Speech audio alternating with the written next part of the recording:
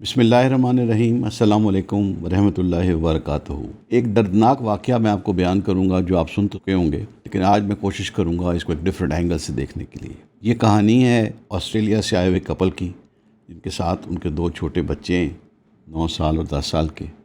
وہ پہلے سرزمین حجاز پہ جاتے ہیں، حج کا فریضہ ادا کرتے ہیں۔ حج کرنے کے بعد ہمارا یہ ایمان اور عقیدہ ہے کہ ایک انسان ایسے ہوتا ہے جیسے نومولود بچہ، اللہ تبارک و تعالیٰ اس کے تمام گناہ معاف کر دیتے ہیں۔ وہاں وہ روزہ رسول پر بھی حاضری دیتے ہیں، مکہ مکرمہ میں اللہ تبارک و تعالیٰ کے گھر کی بھی زیارت کرتے ہیں، اور اس کے بعد وہ پاکستان آتے ہیں۔ پاکستان میں وہ چکوال کے رہنے والے ہیں۔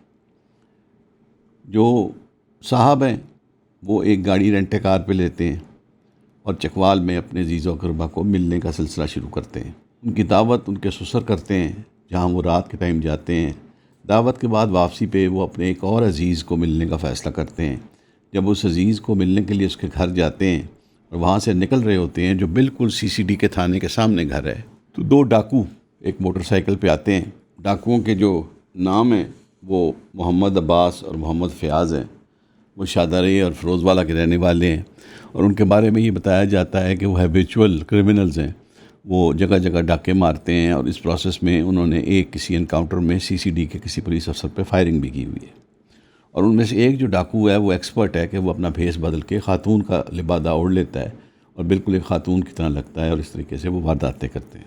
عدیل احمد صاحب اس واقعے کو کچھ اس طرح نریٹ کرتے ہیں۔ وہ کہتے ہیں کہ جوں ہی وہ ڈاکو ہمیں لوٹتے ہیں تو شاید غالباً سڑک پہ سے کسی CCD کے پولیس افسر کا گزر ہوتا ہے، جو فوری طور پہ اس واردات کو دیکھ کے خطرہ بھانپ لیتا ہے۔ وہ بھاگ کے تھانے کے اندر جاتا ہے اور وہاں سے اپنی SMG لے کے آتا ہے، اور وہ بلا دریغ اس گاڑی کے اوپر فائر کھول دیتا ہے۔ جو بعد میں پتہ لگا ہے کہ غالباً وہ اس خیال میں تھا کہ شاید اس گاڑی کو ڈاکوؤں نے لوٹ لیا ہے، گاڑی کو بھی، اور اب ڈاکو ہی اس گاڑی کو چلا کے وہاں سے لے جانے کی کوشش کر رہے ہیں۔ وہ ان پہ فائر کرتا ہے، اور پھر ایک موٹر سائیکل پہ کسی کے ساتھ ان کا پیچھا کرتا ہے۔ اس دوران جو ڈاکو ہوتے ہیں وہ اپنی بائک وہیں چھوڑ دیتے ہیں، اور وہ اندھیرے کا فائدہ اٹھاتے ہوئے فرار ہو جاتے ہیں۔ اب جو اس گاڑی کی صورتحال ہے، جو عدیل صاحب بتاتے ہیں، وہ کہتے ہیں جی کہ میں اس گاڑی کو وہاں سے بھگا کے سیفٹی کی طرف لے جانا چاہ رہا ہوں۔ اس گاڑی میں ان کی 9 سال کی صاحبزادی ہانیہ، جو اس وقت اللہ تبارک و تعالیٰ کے پاس جا چکی ہے، اور ہمیں یقین کامل ہے کہ اللہ تبارک و تعالیٰ نے اس کو اس شہادت کی موت پہ جنت بھیج دیا جائے گا۔ وہ گاڑی میں اس کی چیخوں کی آواز سنائی دیتی ہے۔ یہ بدنصیب ماں باپ ہیں، جو ڈاکٹر سدرا خان ہیں، ان کو ایک گولی بھی نہیں لگتی، ایک گزن بھی نہیں پہنچتی، اور جو والد ہیں ان کو 2 گولیاں لگتی ہیں، ایک ان کے بازو میں اور ایک ان کے تھائے میں، لیکن پھر بھی وہ گاڑی کو بھگاتے رہتے ہیں، بیکاز ان کا بعد میں یہ کہنا ہے کہ اگر یہ میں گاڑی روک دیتا تو پیچھے سے جو فائر آ رہا تھا، جس رفتار سے آ رہا تھا، جس تیزی سے آ رہا تھا، جس مقدار میں آ رہا تھا، تو اس نے ہم سب کو لقمہ اجل بنا دینا تھا، اور وہ اس گاڑی کو بھگا کے ہاسپٹل لے جاتے ہیں۔ اب آپ تھوڑی دیر کے لیے یہ سوچیے اور سمجھنے کی کوشش کیجئے کہ اس گاڑی میں کیا قیامت صغریٰ برپا ہوگی۔ جو گاڑی کا فزیکل ایویڈنس ہے وہ تو یہ بتاتا ہے کہ گاڑی پہ صرف ایک طرف سے فائر ہوا ہے، یعنی پیچھے کی طرف سے گولیاں گئی ہیں ساری، جو اس کے ڈگی کے تھرو اندر آئی ہیں۔ لیکن جب ہم بچی ہانیہ کے پوسٹ مارٹم کی رپورٹ دیکھتے ہیں تو اس کے جسم کے چاروں طرف گولیاں لگی ہوئی ہیں، اور اس کو 11 گن شاٹس ہیں اس کی باڈی کے اوپر۔ 5 ایسے ہیں جو ایک طرف سے گولی داخل ہوئی اور دوسری طرف سے اس کے جسم سے نکل گئی، کیونکہ وہ ایک چھوٹی سی دھان پان کی بچی ہے، پتلی سی بچی ہے، نہ وہ فربا ہے نہ وہ موٹی ہے کہ اس کے اندر سے گولی جو گزر نہ سکے۔ اس کا جو تھائے ہے وہ اتنی بری طرح فریکچر ہو چکا ہے ان گولیوں کی بوچھاڑ سے کہ اس کی ہڈی جو ہے وہ کرچی کرچی چورا چورا ہو چکی ہے۔ عقل یہ کہتی ہے کہ اس بچی کو جسم کے چاروں طرف گولیاں اس لیے لگیں کہ جب اس کو پہلی گولی لگی تو وہ اپنا آپ بچانے کے لیے گاڑی میں شاید دائیں سے بائیں جاتی رہی، اپنی سائڈ چینج کرتی رہی، اپنا پوسچر چینج کرتی رہی، یا خدا نخواستہ جب اس کو گولیاں لگیں تو ان گولیوں کی تھرس سے، ان گولیوں کی بوچھاڑ سے اس کا جسم جو ہے وہ گاڑی میں اچھلتا رہا، اور اس کے مختلف اینگلز تبدیل ہوتے رہے، جس کی وجہ سے اس کے جسم کے چاروں طرف اس کو گولیاں لگیں۔ آپ کو میں صرف چاہوں گا کہ آپ تھوڑی دیر کے لیے آنکھیں بند کریں، اپنے بچوں کے بارے میں سوچیں۔ میں اپنے بچوں کے بارے میں سوچتا ہوں، اور وہ گاڑی کے اندر جب پہلی گولی پہنچی، جب ہانیہ کی چیخ سامنے آئی، جب اس کے والد کو 2 گولیاں لگیں، تو اس وقت وہاں گاڑی میں کیا کیفیت ہوگی، کیا منظر ہوگی، کیا قیامت ہوگا کیا کرب و بلا ہوگا. یعنی آپ یقین کریں کہ بالکل کربلا کی یاد تازہ ہو گئی ہے. یعنی پیچھے سے اتنا اندھا دھند فائر آ رہا تھا، اور وہ چونکہ ایس ایم جی ہے، سب مشین گن ہے، اس کا ریپڈ فائر آتا ہے. آپ ایک دفعہ ٹریگر دبا کے ہاتھ رکھتے ہیں تو ڈر گولیوں کی بوچھاڑ نکلتی ہے. یعنی یہ بہت بڑے لشکر کو تہ و تیگ کرنے کے لیے استعمال ہوتی ہے، ایک انوسینٹ سویلینز کو مارنے کے لیے استعمال نہیں ہو سکتی. اس بے وقوف پولیس والے کے ذہن میں یہ تھا کہ شاید اس گاڑی کے اندر وہ ڈاکو بیٹھ چکے ہیں اور وہ گاڑی بھگا رہے ہیں. ایون انہوں نے گاڑی سنیچ کی تھی، اس پر بھی ان کی جان لینے کی قانون اجازت نہیں دیتا. اس کو چاہیے تھا کہ وہ ان کا ہاٹ پرسوٹ کرتا، آگے وائرلیس سے اطلاع کراتا، کوئی ناکہ بندی کراتا، کیونکہ اب تو ہر طرف کیمرے لگے ہوئے ہیں، وہ بچ نہیں سکتے تھے. دوسرا، وہ ان کی گاڑیوں کے ٹائر ہٹ کرنے کی کوشش کرتا، کیونکہ اس نے جس پریسیجن سے گولیاں ماری ہیں اس سے یقین ہوتا ہے کہ وہ اچھا نشانہ باز تھا، کیونکہ اس کی ساری گولیاں جو ہیں وہ گاڑی کی ڈگی اور پچھلی ونڈ سکرین سے گزر کے گاڑی کے اندر لوگوں کو لگتی رہی ہیں. وہ بچی اس دنیا سے چلی گئی، لیکن میرا خیال ہے کہ یہ دکھ، یہ غم اور یہ کرب وہ ماں باپ جب تک وہ زندہ ہیں وہ نہ بھول سکتے ہیں، نہ بھلا سکتے ہیں، نہ وہ بھولنے کی کوشش کر سکتے ہیں. وہ چیخیں، وہ آہوزاری، وہ گریہ زاری اس ننھی ہانیہ نے کی جب اس کو ایک گولی لگی، اس کو دوسری لگی، اس کی تیسری لگی. یعنی جو اس کی پوسٹ مارٹم کی رپورٹ کہتی ہے کہ جی اس کا ایک پھیپھڑا جو ہے وہ رپچر ہو گیا، اس کی لیور، بڑی آنت اور چھوٹی آنت چھلنی ہو گئی، اور اس کے تھائی کے اندر اتنی گولیاں گزریں کہ اس کی ہڈی چورا چورا ہو گئی، اور اس کی سپاٹ پہ ڈیتھ ہو گئی. اب آپ اس باپ کی فیلنگ سمجھیں، اس کے آپ حوصلے کی داد دیں کہ یقیناً اس کو بیگم نے بتا دیا ہوگا کہ ہانیہ جو ہے اس کا جسم بے جان ہے، مردہ ہو چکا ہے، ٹھنڈا ہو چکا ہے، وہ بالکل حرکت نہیں کر رہی، وہ سانس نہیں لے رہی، وہ رو نہیں رہی، وہ گریہ زاری نہیں کر رہی، وہ پکار نہیں کر رہی، وہ چیخ نہیں رہی. اس کے باوجود اس نے اپنے اوسان قائم رکھے، اپنا حوصلہ بلند رکھا، کیونکہ اب اس کی ذمہ داری تھی کہ ننھی ہانیہ تو چلی گئی ہے، اس نے اپنے بیٹے عفان کو اور اپنی بیگم ڈاکٹر سدرا کو بچانا ہے. اس کو اس وقت اپنی جان کی بالکل پرواہ نہیں تھی. وہ دیوانہ وار اس گاڑی کو دوڑا رہا تھا، پلس اپنے پیچھے آنے والے موٹر سائیکل سے جس سے اندھا دھند ریپڈ فائر آ رہا تھا اس سے بھی اس نے بچنا تھا، اور وہ بڑی مشکلوں سے ہاسپٹل کے اندر پہنچا. انڈیپینڈنٹ جرنلزم کی کوئی گنجائش نہیں ہے پاکستان میں یا پوری دنیا میں. انویسٹیگیٹو جرنلزم کرنے کے لیے اور انڈیپینڈنٹ رہنے کے لیے آپ کو چاہیے ہوتے ہیں پیسے. آپ کو فیلڈ رپورٹرز رکھنے ہوتے ہیں، ایڈیٹرز رکھنے ہوتے ہیں، کانٹینٹ رائٹرز رکھنے ہوتے ہیں، ریسرچرز رکھنے ہوتے ہیں. یہ سب کچھ اس لیے ہو سکتا ہے کیونکہ آپ لوگ ہمیں سپورٹ کرتے ہیں، آپ لوگ ویڈیوز کو لائک کرتے ہیں، شیئر کرتے ہیں. لیکن ایکچولی ہماری سب سے بڑی سپورٹ ہمارا میٹرکس گروپ ہے. ایک 3000 روپے کی معمولی سبسکرپشن الاؤ کرتی ہے ہمیں ہمارا کام کرنے کے لیے. الحمدللہ ہمیں اوور ویلنگ رسپانس گروپ میں آ چکا ہے، جس کے لیے ہم بہت شکر گزار ہیں، اور ہم ڈیلی کی 2 سے 3 ویڈیوز ان گروپ ممبرس کو دیتے ہیں.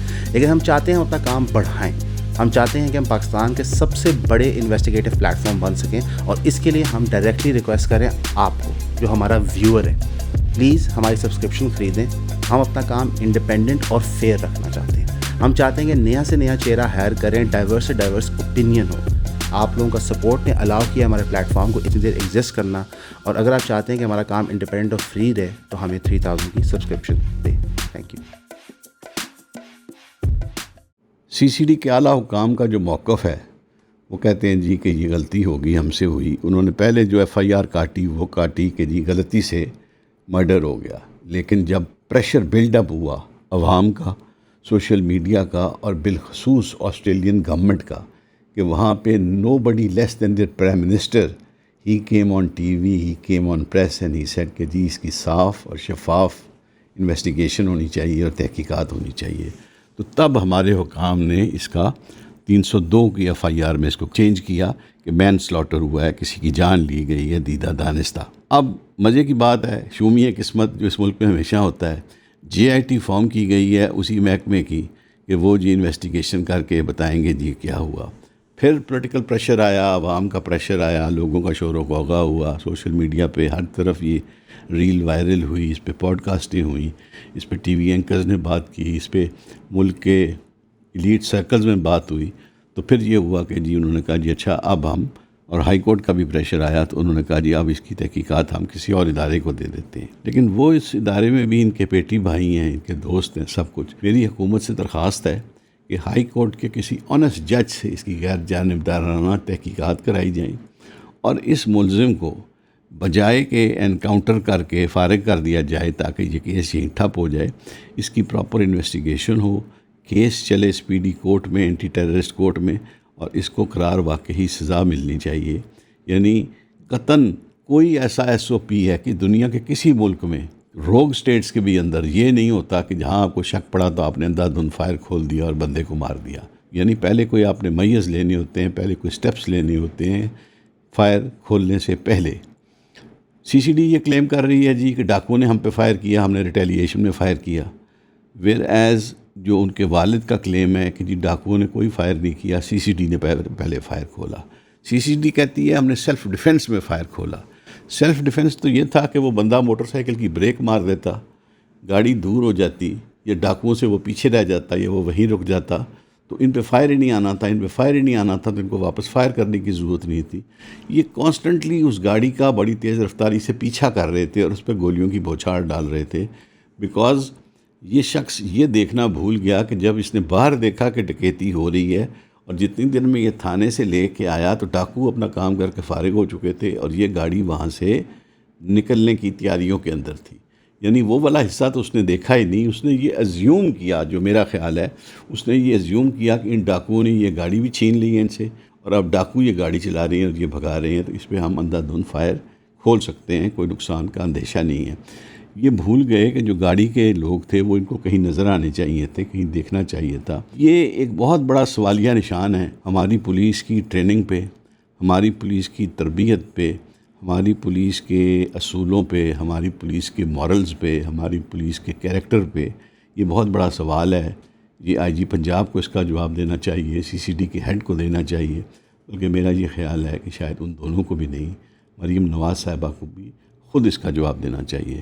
اللہ تبارک و تعالیٰ اس بچی کو جنت الفردوس کے اعلیٰ ترین مقام پہ جگہ عطا فرمائے، جس کا ہمیں یقین ہے، کوئی دو رائے نہیں ہے۔ ایک تو وہ وہاں معصوم حج کر کے آئی تھی، جو چھوٹی موٹی اس کی شرارتیں تھیں وہ اللہ تبارک و تعالیٰ معاف کر چکے تھے، کنڈون کر چکے تھے، اب تو وہ بالکل پاک صاف تھی، اور یہ شہادت کی موت ہے جس پہ خدا تعالیٰ نے جنت کا وعدہ کیا ہے، بیکاز ایک انوسنٹ کی جان لی گئی بغیر کسی ریزن کے، بغیر کسی تحقیق کے، بغیر کسی کاز کے۔ اور اس سے زیادہ جو ہم دعا گو ہیں اللہ تبارک و تعالیٰ ان والدین کو جنہوں نے یہ ظلم، یہ بربریت، یہ وحشت ہوتے اپنی آنکھوں سے دیکھی اور ان کی پیاری اس دنیا سے چلی گئی، اللہ تعالیٰ جس ٹرومے میں وہ ہیں ان سے ان کو نکالے اور ان کو صبر جمیل عطا فرمائے، اور ان کو وہ حوصلہ اور عزم عطا فرمائے کہ وہ اپنے ننھے بیٹے کے ساتھ ایک اچھی زندگی گزار سکیں۔ اللہ تعالیٰ ہمیں بھی معاف کرے اور ان سی سی ڈی کے افسران پر بھی رحم فرمائے، اللہ تعالیٰ ان کو کسی بڑے عذاب میں نہ مبتلا کر دے، جو اس طرح انہوں نے دن دہاڑے ایک معصوم کی جان لی۔ ہمیشہ کی طرح آپ سب کی توجہ کا بہت شکریہ۔